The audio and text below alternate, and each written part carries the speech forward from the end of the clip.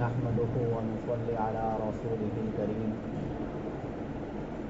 أما بعد فأعوذ بالله من الشيطان الرجيم بسم الله الرحمن الرحيم لن ينال الله لحومها ولا دماؤها ولكن يناله التقوى منكم كذلك سخرها لكم لتكبروا الله على ما هداكم وبشر المحسنين صدق اللہ العظیم. سامعین محترم اور معزز ساتھیوں، عید اور بقرعید یہ دو اسلامی تہوار ہیں. ہم عید کا دن مناتے ہیں رمضان کے بعد، وہ خوشی الگ ہوتی ہے. وہاں پر اس بات کی خوشی ہوتی ہے کہ ہم پورے مہینے روزہ رکھیں، تو اللہ کی طرف سے 30 دن پورا کرنے کے بعد ایک خوشی کا دن آتا ہے. اور بقرعید والے دن جو ہم خوشی مناتے ہیں اور جو اس کو تہوار کا دن کہا جاتا ہے، یہاں پر مقصد کچھ اور ہے. اللہ ان دنوں کے اندر آپ کے جذبہ کو دیکھنا چاہتے ہیں. آپ اللہ سے کتنا پیار کرتے ہیں، کتنا عشق رکھتے ہیں، یہ چیز اللہ تعالیٰ آپ سے دیکھنا چاہتے ہیں. اسی لیے آج کے دن کی جو تاریخ ہے، یعنی جو ہم قربانی کرتے ہیں، اس قربانی کی جو تاریخ چلی حضرت ابراہیم علیہ السلام سے، وہ پورا واقعہ ہی عشق و محبت والا واقعہ ہے. اور وفاداری اللہ تعالیٰ سے اور اللہ سے بے پناہ انتہا محبت جو تھی ابراہیم علیہ السلام کو اللہ تعالیٰ سے، اس کے اظہار کا دن، انہی کی یاد میں ہم قربانی کرتے ہیں. چنانچہ ابراہیم علیہ السلام کی زندگی میں تو بڑی بڑی آزمائشیں آئی ہیں، ان تمام کو بیان نہیں کرنا ہے. 5 بڑے واقعات ابراہیم علیہ السلام کی زندگی سے متعلق. پہلا، جب وہ اپنے والد محترم کو دین کی دعوت دیے تو ان کے ابو نے کہا کہ تم مجھے چھوڑ کر کہیں دور دراز چلے جاؤ ورنہ میں تمہیں رجم کر دوں گا. دوسرا، جب اپنی قوم سے خطاب کیے اور ان کو دین کی دعوت دیے، جس کی بنیاد پر ان کو آگ میں بھی جانا پڑا ابراہیم علیہ السلام کو. یہ دوسری بڑی آزمائش تھی. تیسری آزمائش، جب اللہ تعالیٰ نے کہا کہ حضرت حاجرہ اور اپنے چھوٹے بیٹے اسماعیل کو ایک ایسی وادی میں چھوڑ دو جہاں کوئی انسان آباد نہیں تھا. اور پھر چوتھی آزمائش ابراہیم علیہ السلام کی یہ آئی کہ اپنے اس بیٹے کو میرے نام پر ذبح کر دو. اور پھر 5ویں آزمائش کہ اللہ تعالیٰ نے کہا کہ تم میرا ایک گھر بناؤ مکہ کے اندر. تو ان آزمائشوں میں سے آج کے دن سے جو آزمائش متعلق ہے وہ یہ ہے کہ آپ اپنے بیٹے کو میرے نام پر ذبح کر دو. قرآن کریم مختصر انداز میں اس واقعے کو بیان کرتا ہے، اور میں اسی پہلو کو قرآن کریم کی روشنی میں آپ کے سامنے واضح کرنا چاہتا ہوں، اور اس میں جو نقطے آئے ہیں ان نقطوں کو آپ کے سامنے بیان کرنا چاہتا ہوں. چنانچہ قرآن اس واقعے کی شروعات اس انداز میں کرتا ہے کہ قال انی ذاہب الی ربی سیہدین. ابراہیم علیہ السلام جب اپنے قوم اور اپنے والد سے مایوس ہو گئے تو کہا انی ذاہب الی ربی سیہدین، میں اپنے رب کی طرف جا رہا ہوں، ان قریب وہ میری رہنمائی کرے گا. یعنی میں ہجرت کر کے اس ملک سے دوسرے ملک جانا چاہ رہا ہوں، اور دوسرے ملک جانے کے بعد اللہ تعالیٰ میری رہنمائی ضرور کرے گا کہ مجھے کیا کرنا ہے، آگے کس طریقے سے اپنی زندگی گزارنا ہے. رب ہب لی من الصالحین. جب یہ سفر کر کے آ رہے تھے ابراہیم علیہ السلام اپنے وطن سے، تو گزر ہوا مصر سے. تو مصر میں ایک واقعہ پیش آیا تھا، جس واقعے کے بعد، یہ واقعہ میں بیان کر چکا ہوں، اس واقعے کے بعد وہاں کا بادشاہ اپنی بیٹی جس کا نام ہاجرہ تھا، حضرت سارہ کی خدمت کے لیے اس نے دے دیا۔ حضرت سارہ رضی اللہ تعالی عنہ جب ملک شام آئی ابراہیم علیہ السلام کے ساتھ، تو عمر بہت ہو چکی تھی، 80 سال عمر ہو چکی تھی حضرت ابراہیم کی، اب کوئی اولاد نہیں۔ تو حضرت سارہ نے حضرت ہاجرہ جو ہے ان کو ہبہ کر دی کہ یہ آپ لے لیجئے اپنی خدمت میں، اور حضرت ابراہیم ان کو آزاد کر کے ان سے نکاح کر لیا حضرت ہاجرہ سے۔ جب حضرت ہاجرہ سے نکاح کیے تو اس کے بعد ابراہیم علیہ السلام کے دل میں یہ آیا کہ بھائی اتنی عمر ہو گئی ہے، ایک اولاد نہیں ہے، اللہ سے ضرور دعا کرنا چاہیے۔ ہم نے ہر چیز اللہ سے مانگی ہے، ہر چیز پوری ہوئی ہے، اولاد بھی اللہ ہی سے مانگنا چاہیے۔ یہاں سے ایک بات یہ بھی سمجھ میں آ گئی کہ اولاد دینے کا اختیار اللہ کے پاس ہے، یہ کسی بزرگ کے پاس یا کسی اولیاء کرام کے پاس اس چیز کا اختیار نہیں ہے، ورنہ خود حضرت ابراہیم علیہ السلام سے بڑا بزرگ کون ہو سکتا ہے، جو کہ ابو الانبیاء تھے۔ اللہ کے نبی کے بعد اگر فوراً کسی کا مقام و مرتبہ نبی میں ہو سکتا ہے تو ابراہیم علیہ السلام ہے، جو خود اللہ کے نبی صلی اللہ علیہ وسلم کے باپ کہلاتے ہیں۔ ابو الانبیاء کا لقب ان کو بہت بڑا لقب دیا گیا، خلیل اللہ کا لقب ہے کہ اللہ کے دوست تھے وہ، لیکن اس کے باوجود اولاد کے لیے دعا مانگ رہے ہیں براہ راست اللہ تعالیٰ سے، کسی کا وسیلہ کسی کا ذریعہ اس دعا کے اندر نہیں۔ چنانچہ جب ان کے دل میں یہ بات آئی کہ ایک اولاد ہونی چاہیے بڑھاپے کی عمر میں، اور ہر کسی کی خواہش اور تمنا ہوتی ہے بھائی کوئی نماز نہ پڑھے آنے کے بعد، یہ جو فجر کی جو نماز ہے نا، یہ فجر کے وقت میں، عید کی نماز سے پہلے کوئی نماز نہیں ہے۔ اس کے بارے میں صراحت کے ساتھ حدیث میں اللہ کے نبی نے منع فرمایا ہے کہ عیدگاہ میں آنے کے بعد یا جہاں عید کی نماز ہوتی ہے وہاں پر کوئی بھی نماز نہیں پڑھنا ہے، ڈائریکٹ عید یا بقرعید کی نماز۔ تو ابراہیم علیہ السلام ہاتھ اٹھائے اور کہا رب ہب لی من الصالحین، اے میرے رب مجھے ایک اولاد دیجئے جو نیک ہو، نیک لوگوں میں سے ہو۔ اس دعا پر غور کیجئے، سب سے پہلے تو دعا اللہ سے مانگ رہے ہیں، نمبر 2 اولاد اور بیٹے کی دعا مانگ رہے ہیں، اور نمبر 3 اولاد کے پیدا ہونے سے پہلے اس کے نیک ہونے کی خواہش۔ یہ سب سے بڑی چیز ہوتی ہے۔ اگر آپ کو اولاد بہت ہے اور نیک نہیں ہے تو ایسی اولاد کا ہونا نہ ہونا دونوں برابر، پھر وہ آپ کے لیے درد سر بن جائے گی وہ اولاد، اور اگر وہی اولاد نیک ہو تو آپ کے لیے دنیا میں ایک تحفہ ہے اللہ کی طرف سے، سمجھیے ایک نعمت ہے وہ اولاد۔ تو اولاد کا نیک ہونا بہت ضروری ہے۔ ابراہیم علیہ السلام کو اولاد ہونے سے پہلے اس کے نیک ہونے کی خواہش دل میں آ رہی ہے، اس لیے ہمیں اور آپ کو بھی سب سے پہلی کوشش اولاد کے بارے میں یہ کرنا چاہیے کہ میرا بچہ ہو یا بچی ہو، کیا ہونا چاہیے؟ نیک ہونا چاہیے۔ اگر نیک بن گئے تو آپ کی ہر بات آپ کا بچہ مانے گا، اور اگر نیک نہیں ہے تو کوئی بھی بات وہ آپ کی نہیں مانے گا، اور بڑھاپے کی عمر میں سہارا بننے کے بجائے یہ بچہ آپ کے لیے ایک ظالم بن کر کھڑا ہوگا۔ پھر وہ کسی اور سے تو محبت کرے گا، لیکن آپ کو جبکہ سب سے زیادہ محبت کی ضرورت ہوتی ہے بڑھاپے کی عمر میں، اس وقت میں وہ آپ سے محبت اس لیے نہیں کرے گا۔ اس لیے ابراہیم علیہ السلام بڑھاپے کی عمر میں جب دعا مانگ رہے ہیں تو کیا کہہ رہے ہیں کہ اولاد دیجئے، لیکن اولاد نیک ہو، رب ہب لی من الصالحین۔ اب دیکھو من الصالحین، نیک ہونے کی تمنا بڑے بڑے پیغمبر کیے ہیں اور دعا مانگے ہیں، چنانچہ ان دعاؤں کو اللہ نے قرآن میں نقل کیا ہے۔ اللہ تعالیٰ یوسف علیہ السلام کے بارے میں نقل فرماتے ہیں کہ توفنی مسلما والحقنی بالصالحین، کہ یوسف علیہ السلام دعا مانگے کہ اللہ تو مجھے مسلمان بنا کر اٹھا اور مجھے نیک لوگوں کے ساتھ شامل فرما۔ اسی طریقے سے ابراہیم علیہ السلام خود دعا مانگ رہے ہیں کہ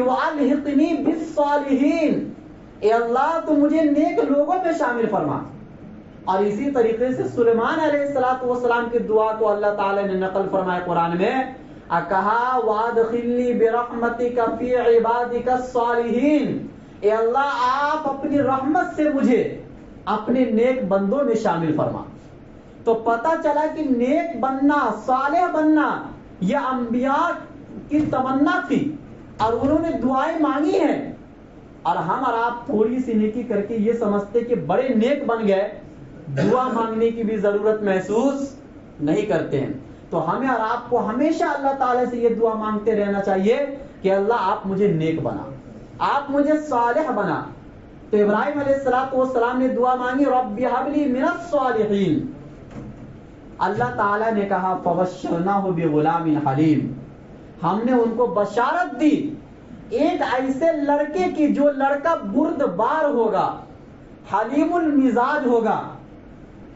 یعنی اسماعیل علیہ السلام کے پیدائش کی بشارت اللہ تعالیٰ دے دیے، اور لڑکے کی ایک صفت بیان کر دی کہ لڑکا ایسا بردبار ہوگا کہ جس آزمائش کے لیے بھی تم ان کو کھڑا کرو گے وہ آزمائش کے لیے تیار رہے گا لڑکا، ان کو کسی بھی بات پر غصہ نہیں آئے گا۔ فبشرناہ بغلام حلیم، اللہ تعالیٰ نے تو ایک اولاد دے دی، اسماعیل علیہ السلام پیدا ہو گئے۔ پھر بہت لمبا واقعہ ہے، کیا ہوا نہیں ہوا، مجھے تو صرف اس واقعے کو بیان کرنا جو ذبح سے متعلق ہے۔ چنانچہ پھر اللہ تعالیٰ کا حکم آ گیا، جب اسماعیل علیہ السلام اس عمر کو پہنچ گئے جب چلنے لگے، فلما بلغ معه السعی، پس جب وہ چلنے کی عمر کو پہنچ گئے تو ابراہیم علیہ السلام خواب میں دیکھتے ہیں فلما بلغ معه السعی قال یا بنی انی ارى فی المنام انی اذبحک فانظر ماذا ترى، کہ اے میرے پیارے بیٹے میں دیکھتا ہوں خواب میں کہ میں آپ کو ذبح کر رہا ہوں۔ یہ خواب روایتوں میں آتا ہے کہ ابراہیم علیہ السلام 3 دن تک دیکھے، اور انبیاء کا خواب جو ہوتا ہے وہ وحی کے درجے میں ہوتا ہے، یقین کے درجے میں ہوتا ہے۔ اچھا، یہ حکم اللہ تعالیٰ براہ راست بھی دے سکتے تھے کہ اے ابراہیم تم اپنے بیٹے کو میرے نام پر ذبح کرو، لیکن اگر براہ راست حکم دے دیتے اللہ تعالیٰ تب تو پورا کرنا ضروری تھا ہی ابراہیم علیہ السلام کے لیے، لیکن وہ آزمائش نہیں ہوتی جو خواب میں ہو رہی ہے، کہ خواب جب آدمی دیکھتا ہے تو اس میں تعبیر بھی کر سکتا ہے، باتوں کو گھما بھی سکتا ہے، اور اس کی تعبیر بھی الگ انداز میں نکال سکتا ہے کہ شاید بچے کو ذبح کرنے سے مراد کسی اور چیز کی قربانی دینا ہو، لیکن اس کے باوجود بھی الگ الگ تعبیریں ہو سکتی تھی، لیکن ان تعبیروں کو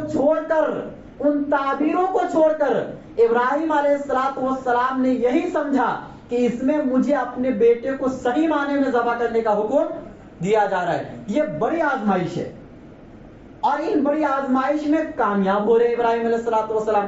یہ مکمل اطاعت شعاری، یعنی اللہ کی مکمل اطاعت کرنا اور جیسا حکم آئے ویسا پورا کر دینا بلا چونچرا، نہ سوال نہ جواب، یہ خواب کے ذریعے سے بتایا جا رہا ہے۔ اور اس آیت سے ایک بات یہ بھی سمجھ میں آئی کہ جب کوئی اچھا کام آپ کرنے جاؤ تو اپنی اولاد سے مشورہ لے لیا کرو۔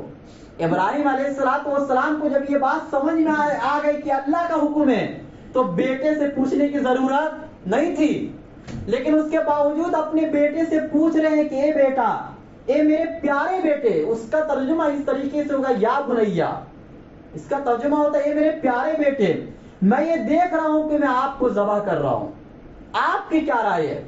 اس کا مطلب یہ نہیں تھا کہ اگر اسماعیل علیہ السلام انکار کر دیتے تو ابراہیم علیہ السلام ذبح نہیں کرتے، بلکہ کرتے، لیکن ہر اچھے کام میں اپنی اولاد سے مشورہ لیا کرو، اس سے اولاد کا حوصلہ بڑھتا ہے، اس کو ایسا لگتا ہے کہ میرے باپ کا تعلق مجھ سے ہے، مجھ سے پیار ہے۔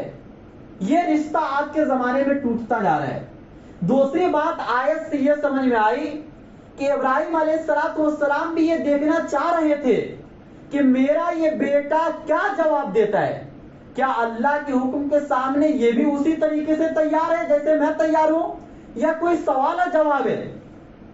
چنانچہ جب اپنے اولاد کے سامنے اپنے بیٹے کے سامنے یہ بات رکھے تو ان کے بیٹے نے کہا یا ابت افعل ما تؤمر ستجدنی انشاء اللہ من الصابرین. اے میرے ابا جان، وہ بھی جواب دے رہے پیار سے کہ اے میرے ابا جان، آپ کو جس چیز کا حکم دیا جا رہا ہے، حالانکہ حکم نہیں تھا، ایک خواب تھا، لیکن اسماعیل علیہ الصلوۃ والسلام کی ذہانت کو دیکھیے، وہ بھی یہ بات سمجھ گئے کہ خواب نبی کا یقینی ہوتا ہے، وہ اللہ کی طرف سے ایک حکم ہوتا ہے.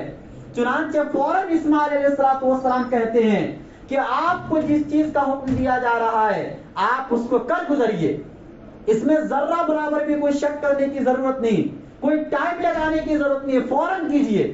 یا ابت افعل ما تؤمر ستجدنی انشاء اللہ من الصابرین. ان قریب آپ مجھے اگر اللہ نے چاہا صبر کرنے والوں میں سے پائیں گے. جواب تو دیکھیے کتنا حوصلہ والا جواب ہے، کتنا عشق اور محبت والا جواب ہے، اللہ کے نام پر قربان ہونے والا جواب، بغیر سوال جواب کے. یہی اللہ تعالیٰ قربانی سے چاہتے ہیں کہ آپ بھی اسی طریقے سے جانور کو قربان کر دو، اگر آپ کی عقل میں آئے تو بھی قربان کرو، نہ عقل میں آئے تو بھی قربان کرو. اللہ یہی چاہتے ہیں، یہی اللہ کو پسند ہے. چنانچہ اسماعیل علیہ الصلوۃ والسلام نے کہا کہ آپ مجھے پائیں گے اگر اللہ نے چاہا صبر کرنے والا. دیکھو اللہ کی مشیت پر اسماعیل علیہ الصلوۃ والسلام نے اس کام کو موقوف کر دیا. اس لیے ہم اور آپ جب کوئی بھی کام کرنے کا ارادہ کرے تو انشاءاللہ ضرور بولے، کیونکہ اللہ کی مشیت کے بغیر دنیا میں کوئی کام نہیں ہو سکتا ہے. آپ چاہیں اللہ نہ چاہے تو وہ کام نہیں ہوگا، اور آپ نہیں چاہ رہے ہیں، اللہ چاہ رہے کہ یہ کام ہو، آپ کے نہ چاہتے ہوئے بھی وہ کام ہو جائے گا. کون مرنا چاہتا ہے؟ لیکن آدمی مرتا ہے کیونکہ اللہ چاہتے ہیں. کون بیمار ہونا چاہتا ہے؟ لیکن اللہ چاہتے کہ یہ بیمار ہو، آدمی بیمار ہو جاتا ہے. تو جو چیز اللہ چاہتے وہی ہوتا ہے اس کائنات کے اندر. اس لیے اسماعیل علیہ الصلوۃ والسلام نے کہا کہ انشاءاللہ میں صبر کرنے والا رہوں گا. اور اسماعیل علیہ الصلوۃ والسلام نے ڈائریکٹ یہ نہیں کہا کہ آپ مجھے صبر کرنے والا پائیں گے، بلکہ صبر کرنے والوں میں سے پائیں گے. یہ بات اس لیے اسماعیل علیہ الصلوۃ والسلام نے کہا کہ صبر کرنے والا میں اکیلا نہیں ہوں، اللہ کے نام پر قربان ہونے والے دنیا میں بہت سے نیک لوگ گزرے ہیں، ان نیک لوگوں میں ایک میں بھی رہوں گا. یہ تواضع، انکساری. حالانکہ اگر دیکھا جائے تو اس جیسا واقعہ کائنات میں نہ اس سے پہلے آیا اور نہ قیامت تک ایسا واقعہ پیش آ سکتا ہے، لیکن اس کے باوجود اتنی تواضع، اتنی انکساری، دل میں ذرہ برابر بھی کوئی فخر نہیں کہ میں اللہ کے نام پر قربان ہونے جا رہا ہوں، بلکہ یہ کہہ رہے ہیں کہ یہ کام تو بہت سارے نیک بندے کرتے ہیں، ان میں سے ایک میں بھی ہوں. اس لیے کبھی بھی کوئی اچھا کام کرو تو دل میں بڑائی یا تکبر نہیں آنا چاہیے، بلکہ یہ سوچنا چاہیے کہ یہ کام اللہ کی توفیق سے ہوا، کوئی میں اکیلا کرنے والا تھوڑی نہ ہو. ایسے بہت سے لوگ ہیں، میں اکیلا اگر صرف کرنے والا ہوتا تو یہ میرا کمال ہوتا. لہٰذا اپنے دل میں تواضع، انکساری رکھنا چاہیے. اللہ پھر آگے نقشہ کھینچتے ہیں. فلما اسلم، یعنی وہ پورے واقعے کو اللہ نے ذکر نہیں کیا، جو اصل مین واقعہ ہے. فلما اسلم، پس جب وہ دونوں باپ اور بیٹے میرے حکم کو مان لیے. دیکھو یہاں پر اللہ نے لفظ استعمال کیا، لفظ اسلم، جو اسلام سے نکلا ہے. اللہ یہ بتانا چاہ رہے اس لفظ سے کہ دیکھو اسلام کہتے ہی اسی کو جس میں آدمی بغیر سوال و جواب کے ہر حکم کو مان لے، جیسا کہ ابراہیم علیہ الصلوۃ والسلام اور اسماعیل علیہ الصلوۃ والسلام نے بات کو مان لیا. حالانکہ سوال ہو سکتا تھا نا، ابراہیم علیہ الصلوۃ والسلام یہ بات کہہ سکتے تھے کہ یا اللہ اگر آپ کو آزمائشی مقصود ہے تو بیٹے کو ذبح کر کے کیا فائدہ ملے گا. عقل میں یہ بات آتی ہے. بہت سی آزمائشوں سے ابراہیم علیہ الصلوۃ والسلام گزر چکے ہیں، اور بھی آزمائشیں ہو سکتی ہیں، اس کے لیے ابراہیم علیہ الصلوۃ والسلام تیار ہیں. لیکن ایک بیٹا، اولاً تو جان کو ذبح کرنا اسلام میں ویسے ہی گناہ کا کام ہے، پھر وہ چھوٹی جان اس کو ذبح کرنا اور بھی گناہ کا کام. اور پھر چھوٹے لوگوں سے محبت کتنی ہوتی ہے، پھر اگر وہ چھوٹا اپنا بیٹا ہو تو اس سے کتنی زیادہ محبت ہوتی ہے. پھر بیٹا وہ بھی 80 سال کی عمر میں پیدا ہوا ہو، اب وہ بھی بہت دعاؤں کے بعد پیدا ہوا ہو، ایسے بیٹے سے کتنی محبت ہوگی انسان کو. اور اکیلا بیٹا، ایسا نہیں کہ اور بھی اولاد ہے، ابھی اسحاق علیہ السلام پیدا نہیں ہوئے ہیں، ابھی پہلے اسماعیل علیہ السلام پیدا ہوئے، اکیلا بیٹا، بڑھاپے کی عمر، سہارا بننے والا ہے، اس لیے تو دعا مانگے تھے، اس بیٹے کو ذبح کرنے کا حکم دیا جا رہا ہے، تو ابراہیم علیہ السلام کہہ سکتے تھے کہ اللہ بڑھاپے کی عمر میں ایک سہارا ہے، کوئی اور آزمائش لے لیجئے مجھ سے، یہ آزمائش مت لیجئے، لیکن نہیں، کوئی بھی سوال ابراہیم علیہ السلام نہیں کیے، یہی اللہ آپ سے چاہتے، اسی کا نام تقویٰ ہے، یہی قربانی کے عمل سے چاہتے ہیں، جو یہ واقعہ بیان کیا جاتا ہے صرف سننے کے لیے نہیں، اس کی باریکی پر غور کرو، اور سامنے سے اسماعیل علیہ السلام بھی کہہ سکتے تھے اے میرے ابو جان میری غلطی کیا ہے، اور اگر غلطی ہو تو غلطی پر ذبح کون کرتا ہے؟ آج تک دیکھیں بیٹے سے کوئی غلطی ہو جائے، بھائی لاؤ اس کو ذبح کر دو، چاہے زنا کر رہے، چاہے شراب پیے، بڑے بڑے گناہ ہو سکتے ہیں، سزا ہے، لیکن ذبح کوئی سزا تھوڑی نہ ہے۔ ذبح کرنے کا حکم اسلام کے اندر چند جگہوں پر ہے، وہ بہت خطرناک مواقع ہے، ایسے ایسے وہ بھی باپ نہیں کر سکتا ہے، عدالت کرے گی، قانون کرے گا، قانون کو کوئی ہر آدمی ہاتھ میں نہیں لے سکتا ہے، لیکن وہاں پر اسماعیل علیہ السلام بھی کوئی سوال نہیں کیے کہ ابا جان غلطی کیا ہے، کیوں ذبح ہو رہا ہے، اور اس کے بدلے ملے گا کیا آپ کو؟ اگر میں ذبح ہو بھی گیا تو اس کے بدلے کیا ملے گا آپ کو؟ کوئی سوال نہیں، آپ کر گزریے جو اللہ تعالی نے آپ کو حکم دیا ہے، یہ بتلانا چاہ رہے ہیں۔ فلما اسلم وتلہ للجبین، اللہ تعالیٰ نے اسماعیل علیہ السلام کو لٹا دیا زمین کے بل پر، یہ لفظ قرآن نے ذکر کیا، لیکن آگے کیا ہوا اس کو قرآن نے ذکر نہیں کیا۔ کیوں نہیں ذکر کیا؟ اس لیے کہ وہ محبت کی ایسی داستان ہے، اور وہ ایسی عجیب کیفیت تھی ابراہیم اسماعیل علیہ السلام کے اوپر کہ اس کو لفظوں میں بیان نہیں کیا جا سکتا، یہ تفصیل حدیثوں میں ہے، لیکن اللہ نے کہا کہ اتنا محبت والا انداز تھا کہ اس محبت والے انداز کو جو دیکھے گا وہی سمجھ سکتا ہے، اس کو لفظوں میں بیان نہیں کیا جا سکتا۔ ہر آدمی اپنے اپنے دل پر غور کرے اور اپنی کیفیت پر غور کرے کہ اگر میں یہ کام کرنے جاؤں گا تو میری دل کی کیا کیفیت ہوگی۔ ہر آدمی غور کرے اپنے بیٹے کو ذبح کرنے کے وقت کیا کیفیت ہو سکتی ہے۔ جب جوان بیٹا مر جاتا ہے تو آدمی کو کتنی تکلیف ہوتی ہے، جبکہ وہ تو حقیقی موت ہوتی ہے، اس میں آدمی ایک طریقے سے صبر کر سکتا ہے کہ اللہ کی چیز تھی اللہ نے لے لیا، لیکن جب باپ خود اپنے ہاتھ سے ذبح کرے۔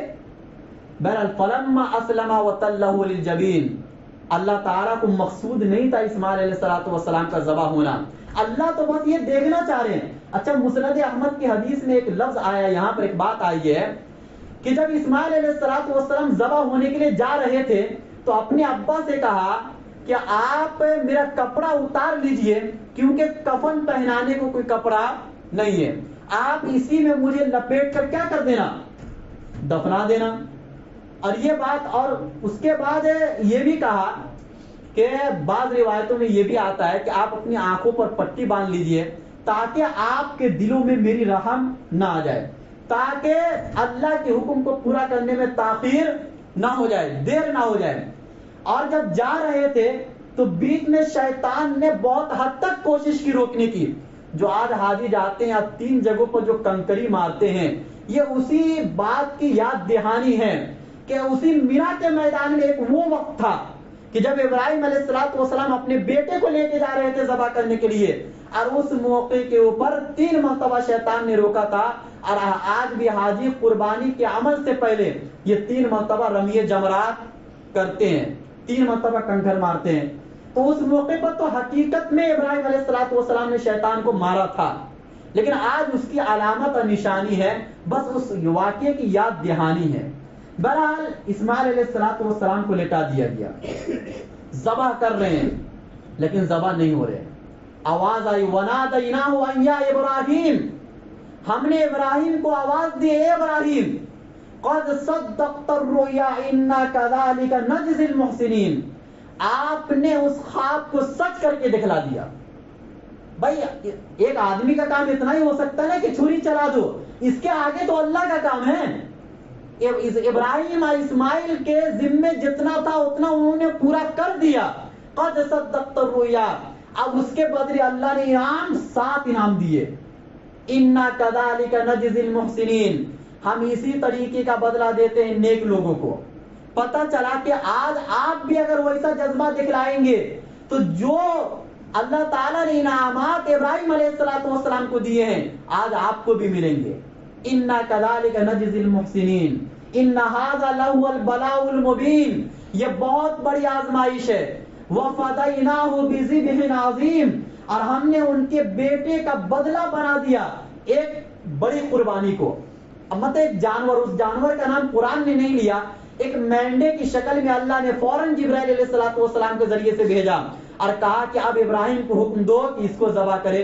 اور اس وقت سے جانور کی قربانی کا عمل آج تک جاری ہے. وَفَدَيْنَاهُ بِذِبْحٍ عَظِيمٍ وَتَرَكْنَا عَلَيْهِ فِي الْآخِرِينَ.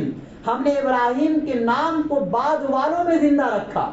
چنانچہ آج تک لوگ ابراہیم علیہ السلام کے نام کو عزت و احترام کے ساتھ دنیا کی ہر قوم لیتی ہے، صرف مسلمان نہیں بلکہ ہر قوم لیتی ہے. وَتَرَكْنَا عَلَيْهِ فِي الْآخِرِينَ. سلام علی ابراہیم. سلام ہو ابراہیم پر. اللہ کرے سلام علی ابراہیم.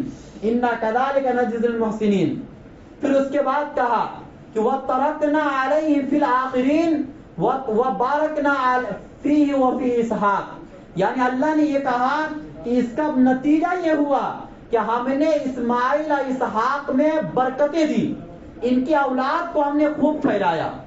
چنانچہ اسحاق علیہ السلام کی اولاد میں لاکھوں انبیاء آئے جو بنی اسرائیل کے انبیاء کہلاتے ہیں، اور اسماعیل علیہ السلام کی اولاد میں سب سے آخری پیغمبر حضرت محمد صلی اللہ علیہ وسلم پیدا ہوئے، اور ان کے بعد جتنے بھی پیغمبر آئے سب ابراہیم علیہ السلام کی اولاد میں سے ہیں. یہ اللہ نے اتنا بڑا انعام دیا. اور اس کے بعد ایک اور بشارت دے دی، وَبَشَّرْنَاهُ بِإِسْحَاقَ نَبِيًّا مِّنَ الصَّالِحِينَ. ہم نے اس قربانی کے نتیجے میں ابراہیم علیہ السلام کو ایک بشارت دی کہ ایک اور بیٹا پیدا ہوگا حضرت سارہ سے، اور وہ بیٹا نبی بھی ہوگا، نیک لوگوں میں سے بھی ہوگا. ان کی الگ سے بشارت دی. اور دوسری جگہ پر قرآن میں آیا وَمِن وَرَاءِ إِسْحَاقَ يَعْقُوبَ، کہ میں اسحاق بھی دوں گا، وہ بھی نبی ہوں گے، اور اس کے بعد ان کو بھی ایک بچہ پیدا ہوگا جن کا نام یعقوب ہوگا، وہ بھی نبی ہوں گے. ڈبل بشارت. اچھا، بعض لوگ یہ بھی کہتے ہیں کہ یہ ذبح کا واقعہ اسحاق علیہ السلام کے ساتھ پیش آیا. قرآن کی یہ آیت اس بات کو غلط قرار دے رہی ہے، کیونکہ اسحاق علیہ السلام اگر ذبیح اللہ ہوتے تو اللہ تعالیٰ نبی ہونے کی بشارت پہلے سے نہیں دیتے، کیونکہ جب نبی ہونے کی بشارت مل گئی پیدائش سے پہلے تو پھر تو ابراہیم علیہ السلام کو یقین ہو جائے گا نا کہ یہ ذبح ہوئیں گے نہیں، کیونکہ ان کو تو بعد میں نبی بننا ہے. تو پتہ چلا اسحاق علیہ السلام نہیں تھے بلکہ اسماعیل علیہ السلام تھے. یہ کچھ لوگ بنی اسرائیل نے سازش کی اور اپنے نبی کا نام تورات کے اندر داخل کر دیا اور اسماعیل علیہ السلام کا نام وہاں سے ہٹا دیا. بہرحال وَمِن ذُرِّيَّتِهِمَا مُحْسِنٌ وَظَالِمٌ لِنَفْسِهِ مُبِينٌ. اور آخر میں کہا کہ اسحاق علیہ السلام اور اسماعیل علیہ السلام کی ذریت میں سے، ان کی اولاد میں سے بہت سے نیک لوگ بھی ہوں گے اور بہت سے فاسق اور فاجر لوگ بھی ہوں گے. اس آیت سے یہ بات سمجھ میں آتی ہے کہ اپنے ماں باپ کا نیک ہونا آپ کو کوئی کام نہیں دے گا جبکہ آپ خود نیک ہو. نیک جب تک آپ نہیں بنو گے، آپ کے اعمال ٹھیک نہیں ہے، آپ کا ایمان ٹھیک نہیں ہے، اور آپ کسی اللہ والے سے تعلق رکھتے ہیں تو اللہ والے سے تعلق آپ کو نفع نہیں دے گا. نفع یہ ساری چیزیں دیں گی اس وقت جب کہ آپ کا عقیدہ بھی درست ہو. جب آپ کا عقیدہ درست نہیں ہے، آپ کے اعمال ٹھیک نہیں، تو یہ ساری چیزیں پھر کوئی کام کی نہیں ہے. بہرحال ابراہیم علیہ السلام کے اس واقعے سے یہ سبق ملا کہ ہمیں بھی اسی جذبے کے ساتھ قربانی کرنا چاہیے. اور اللہ کے نبی نے ترمذی کے حدیث میں فرمایا کہ ما عمل آدمی من عمل یوم النحر من احراق الدم، کہ قربانی کے ان 3 دنوں کے اندر اللہ تعالیٰ کو خون بہانے سے زیادہ کوئی بھی چیز پسندیدہ نہیں ہے. اللہ کو صرف خون بہانا پسند ہے. اور اس کے بعد فرمایا وَإِنَّهُ لَيَأْتِي يَوْمَ الْقِيَامَةِ، یہ قربانی کا جانور قیامت کے دن آئے گا آپ کے سامنے، بِقُرُونِهَا وَأَشْعَارِهَا وَأَظْلَافِهَا، اپنے بالوں کو لے کر، اپنے سینگ کو لے کر، اپنے کھروں کو لے کر آئے گا اور کہے گا میں آپ کی قربانی ہوں، بِقُرُونِهَا وَأَشْعَارِهَا وَأَظْلَافِهَا وَإِنَّ الدَّمَ لَيَقَعُ مِنَ اللَّهِ بِمَكَانٍ قَبْلَ أَن يَقَعَ مِنَ الْأَرْضِ پھر اللہ کے نبی نے کہا کہ جو جانوروں کو ذبح کا عمل تم کرتے ہو، ذبح کا عمل بعد میں ہوتا ہے، آپ کے دلوں کے تقوی کی بنیاد پر آپ کے اس عمل کو اللہ پہلے قبول کر لیتے ہیں، زمین پر خون کے گرنے سے پہلے۔ پھر آگے اللہ کے نبی نے کہا فَطِيبُوا بِهَا نَفْسًا، اے مسلمانوں خوش دلی سے یہ کام کرو، دلوں پر بوجھ رکھ کر اور یہ سوچ کر کہ میرا پیسہ خرچ ہو رہا ہے، یہ سوچ کر کبھی بھی یہ کام نہ کرو۔ اگر ایسا رہتا تو سب سے زیادہ ابراہیم علیہ السلام سوچتے، لیکن ابراہیم علیہ السلام یہ بات بالکل نہیں سوچ رہے۔ اور پھر قرآن میں اللہ نے کہا لَن يَنَالَ اللَّهَ لُحُومُهَا وَلَا دِمَاؤُهَا، کہ اللہ تعالیٰ تک نہ اس کا گوشت پہنچتا ہے نہ اس کا خون پہنچتا ہے، وَلَكِنْ يَنَالُهُ التَّقْوَى مِنْكُمْ، لیکن اللہ تعالیٰ تک تمہارے دلوں کا تقوی، تمہارے دلوں کا جذبہ، تمہارے دلوں کی محبت اور اللہ سے تمہارا کیسا تعلق ہے، کیسی وفاداری ہے، وہ اللہ تعالیٰ تک پہنچتا ہے۔ اور قربانی کے ان 3 دنوں کے اندر بس اللہ یہی دیکھنا چاہتے ہیں۔ اللہ ہم سب کو اسی جذبے کے ساتھ قربانی کرنے کی توفیق نصیب فرمائے۔ وآخر دعوانا ان الحمد للہ رب العالمین۔ اور اس کے بعد 2 جھولی پھیلائی